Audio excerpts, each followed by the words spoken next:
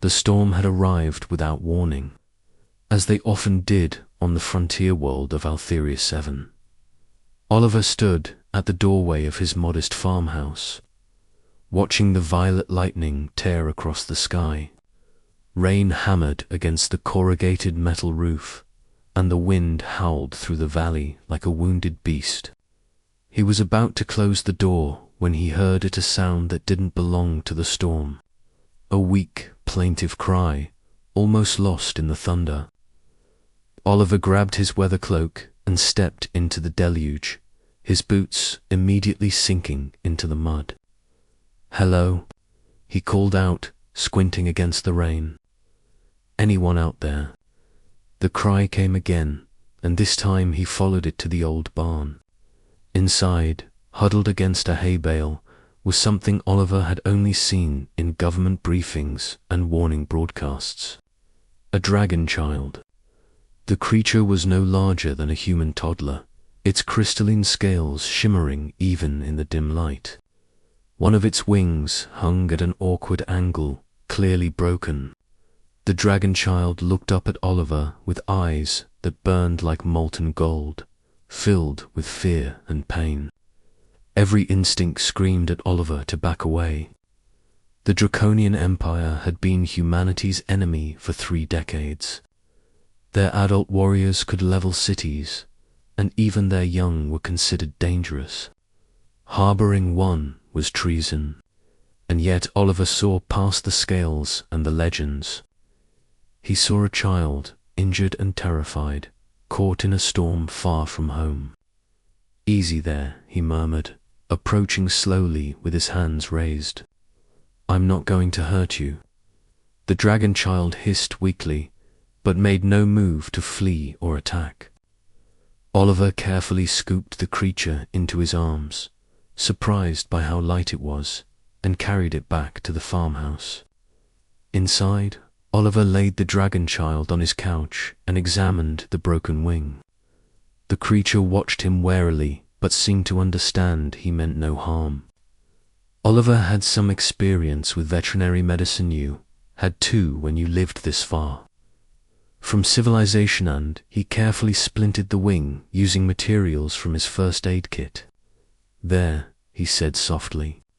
"That should hold until it heals."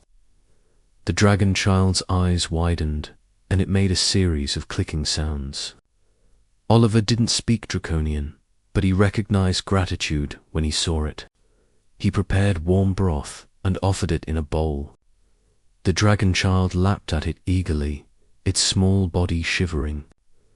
Oliver draped a blanket over the creature and sat in his chair, watching as exhaustion finally claimed it. "What am I doing?" he thought. If anyone found out, but he couldn't bring himself to regret it. Whatever the politics between their species, this was just a child who needed help. Dawn came slowly to Altheria 7, painting the sky in shades of amber and rose. Oliver had dozed fitfully in his chair, waking several times to check on his unexpected guest.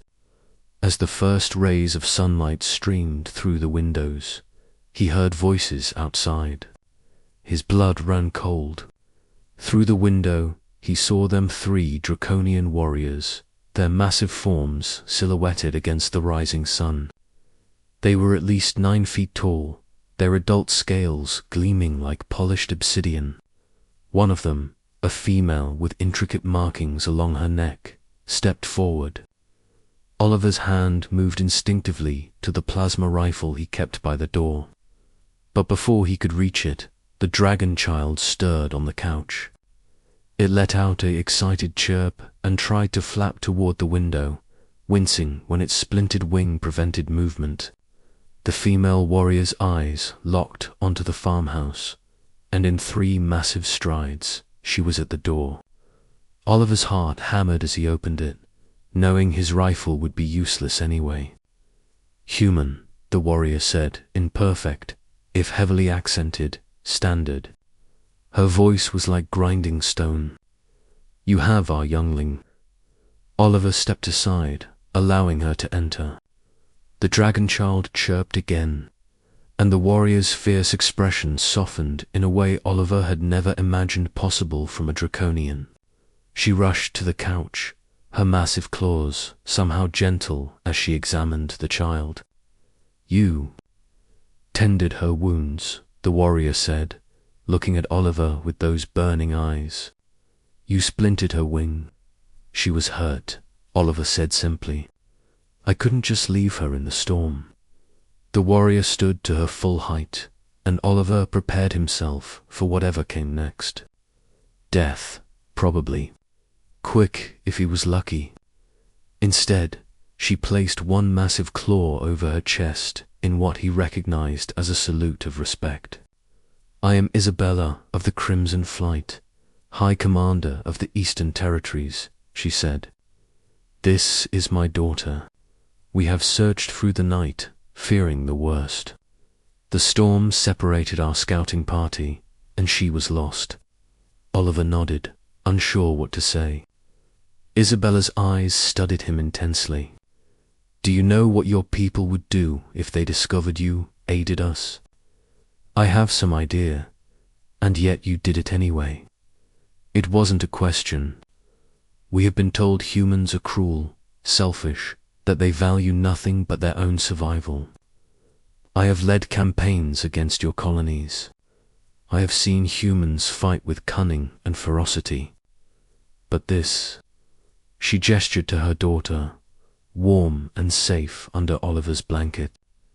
"This I did not expect." The dragon child chirped again, and Isabella smiled a terrifying expression on her predatory features, but genuine nonetheless. "My daughter says you gave her soup," Isabella said. "She says you sang to her when she was afraid in the night." Oliver felt his face redden. He had hummed a few old earth lullabies, half-forgotten songs his own mother had sung. He hadn't thought anyone was really listening. Isabella reached into a pouch at her side and withdrew something that glowed with inner fire scale. But unlike any Oliver had seen, it shimmered with iridescent light. "This is a scale of promise," Isabella explained. "In my culture, it represents a debt that can never be fully repaid. If ever you need aid, human farmer, you need only hold this to flame and speak my name. I will come." Oliver accepted the scale, its warmth spreading through his palm. "There's more," Isabella continued. "I will report what has happened here to the Dragon Council. Perhaps not all humans are as we have been taught. Perhaps not all of us are as you have been taught." She gently lifted her daughter, who chirped sadly at leaving the warm blanket. As Isabella reached the door, she turned back one final time. "What is your name, human?" "Oliver." "Oliver Chen, Oliver Chen," she repeated, as if committing it to memory. "The galaxy may yet be changed by what you have done this night. Small kindnesses, I think, are the hinges upon which great doors swing." And with that, the three draconian warriors took to the sky, Isabella's daughter looking back and waving a small claw until they disappeared into the morning light. Oliver stood in his doorway, holding the glowing scale, and wondered if perhaps the war wouldn't last forever after all. Perhaps, he thought, humanity's greatest strength wasn't its weapons or its stubborn refusal to surrender. Perhaps it was simply the ability to see a child in need, any child, and choose compassion over fear. The sun rose fully over Altheria 7, and Oliver went back to his farm, the scale of promise warm in his pocket, and hope, fragile as a dragon's egg, kindling in his heart. The end.